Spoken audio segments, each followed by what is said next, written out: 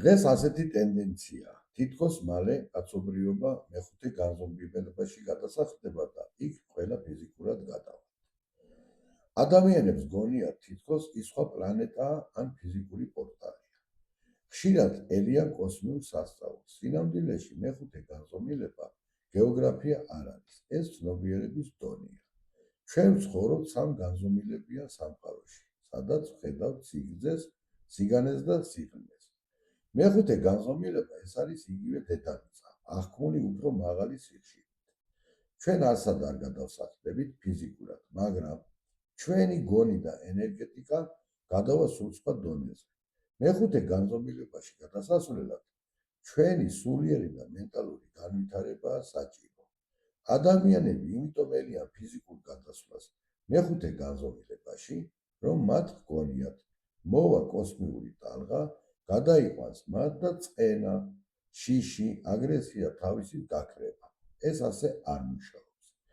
დაბალი სიხშირის ენერგიით, ბოღმით, შიში და მენტალური მიჯაჭვულობით მაღალ განზომილებაში ფიზიკურადაც რომ შევიდეთ, შენივე ენერგია დაგაზიანებს. ამავდროულად ადამიანებს არ ჯეროთ ასტრალური სამყაროსი, კოსმიური ცივილიზაციების და ენერგეტიკული ტალღების, რომლებიც დედამიწაზე მოდის. თუმცა ამჩნევენ, რომ ბოლო დროს სულ უმიზეზოდ ავადდებიან. ექიმები დიაგნოზს ვერ სვავენ. ჩვენს პლანეტაზე ახლა კოსმიური მასშტაბის ენერგეტიკული განახლება მიმდინარეობს და ვინც ამისათვის მზად არ არის, ფიზიკურად ზიანდება.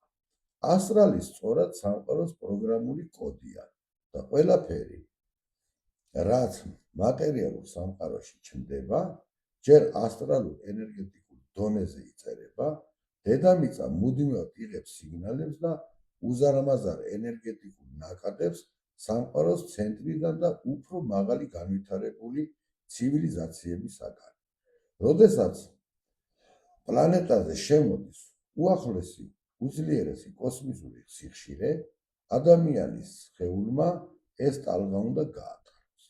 მაგრამ თუ ჩარჩენილია დაბალ ემოციებში, მისი ძველი მდგომარეობა ამ ახალ სიხშირეს ვერ უძლებს და ხდება გადაწყობა, რაც ფიზიკურ დონეზე ვლინდება ახალი უცნაური სიმპტომებით, დაავადებებით და სხეულის გამო ფიტვით.